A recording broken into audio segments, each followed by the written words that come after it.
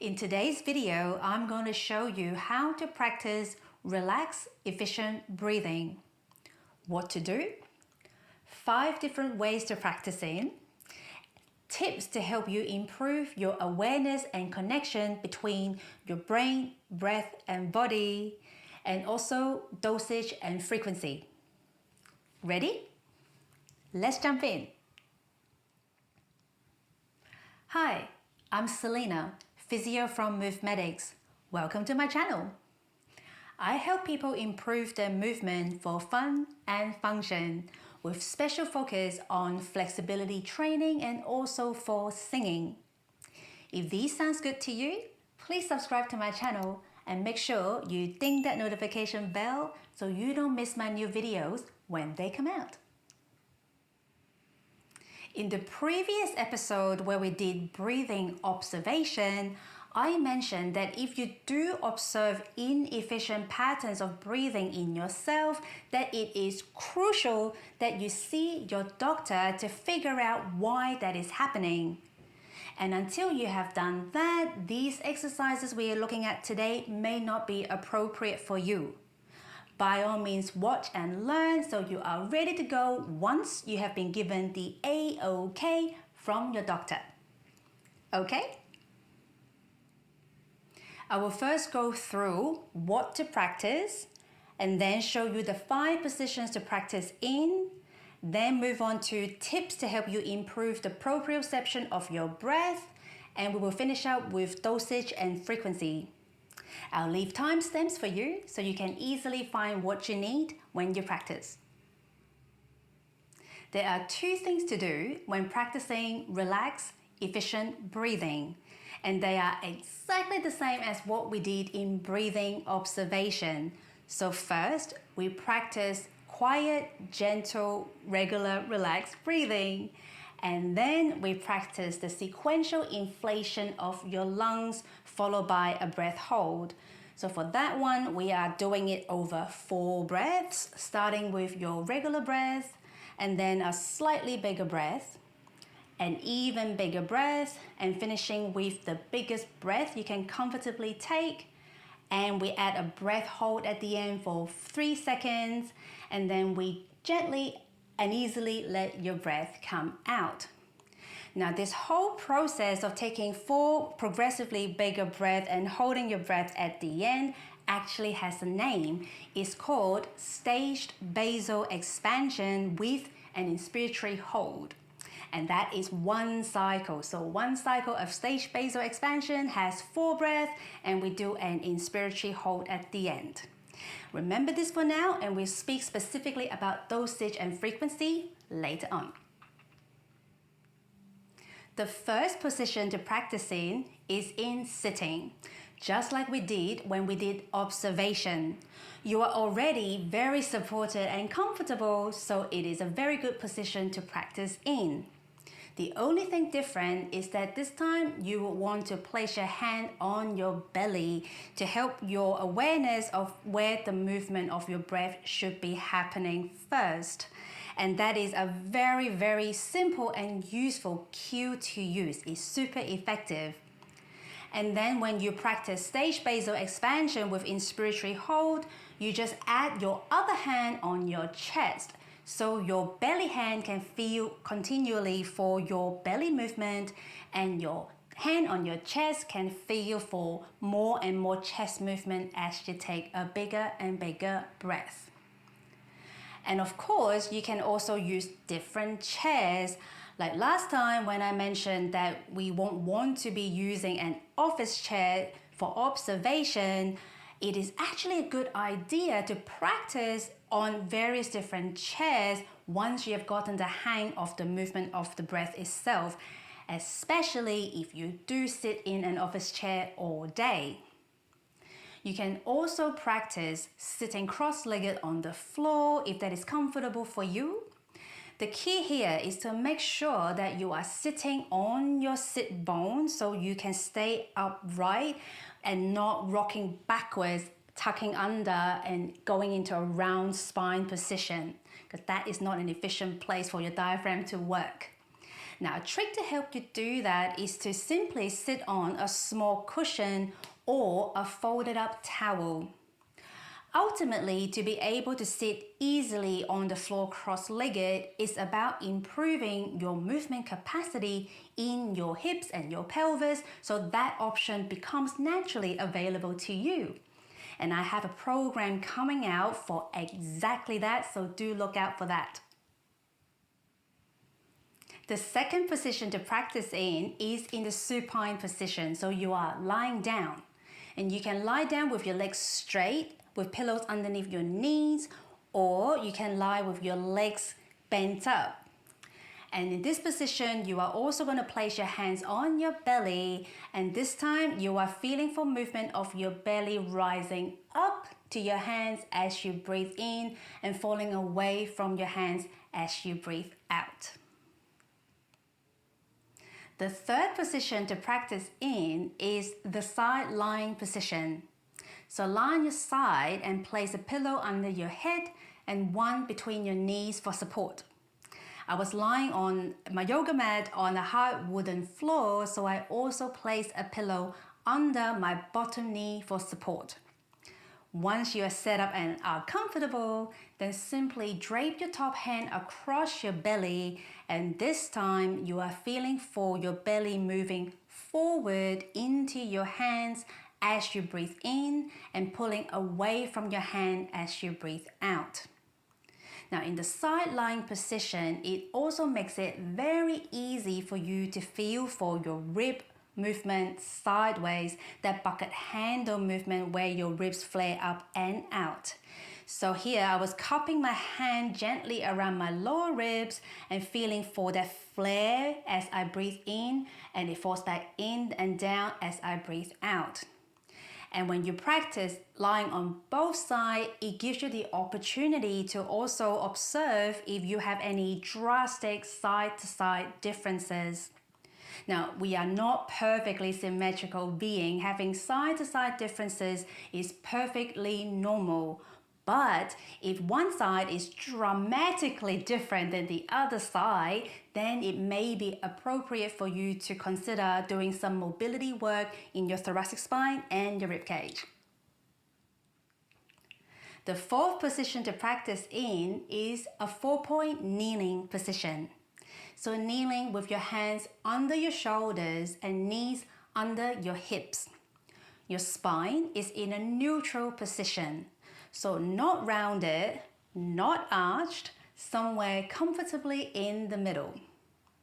Now in the 4-point kneeling position, gravity is really very obvious and helpful. When you breathe in, you really do feel gravity. Pull your belly bloop, into the floor.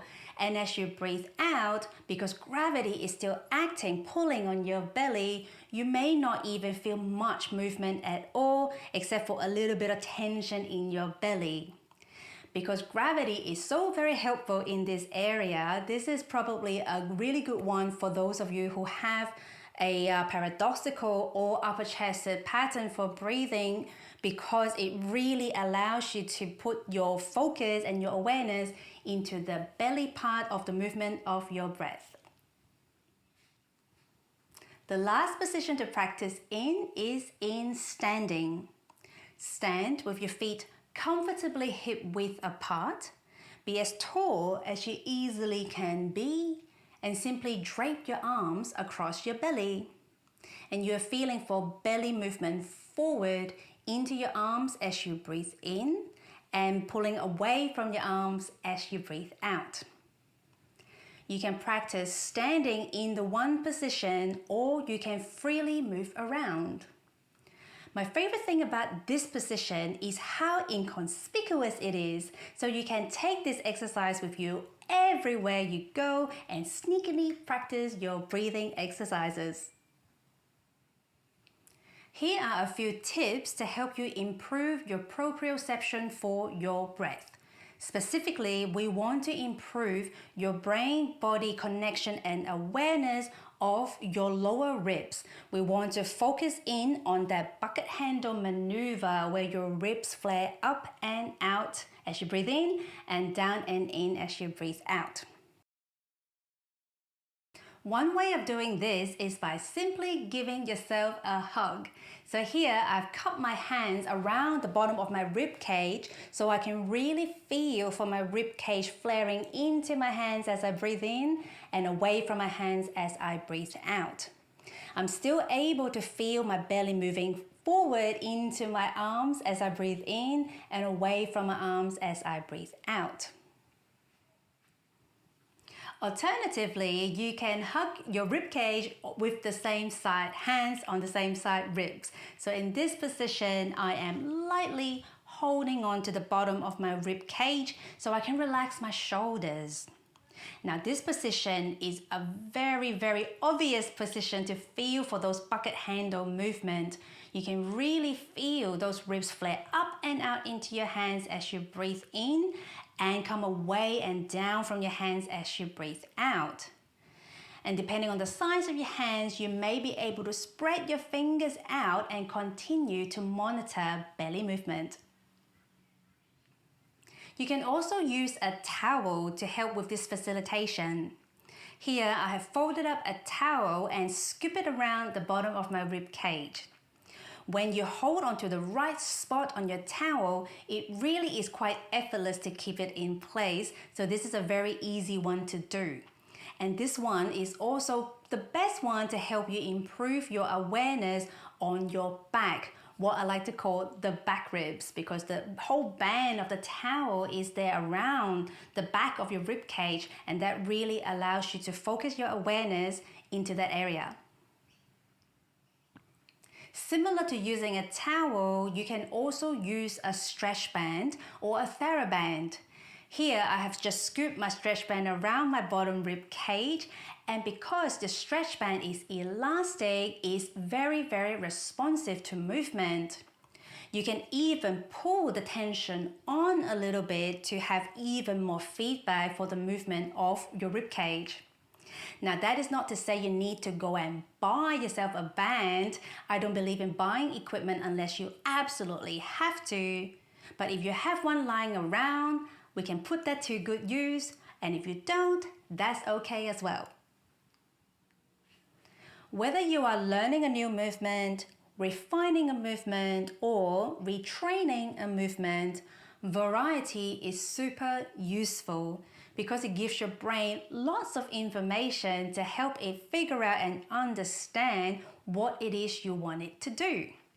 So I do encourage you to try all the different practice positions and also the different hands-on facilitation positions. But when you're new to using your hands for palpation and facilitation, you won't yet have the sensitivity to feel for small movement, and the movement of breath is small, which means you may inadvertently take a deeper breath than you intend to. And because we are feeling for a movement, it can be very tempting to keep chasing that movement and end up taking a deeper and deeper breath. And remember I mentioned last time that if you take too many deep breaths in a row, you can make yourself dizzy. So we don't want to do that. So make sure you are mindful that this can happen, and as a safeguard, whenever you use your hands-on for facilitation, just do it 3 times and then take a break. And that takes us nicely to dosage.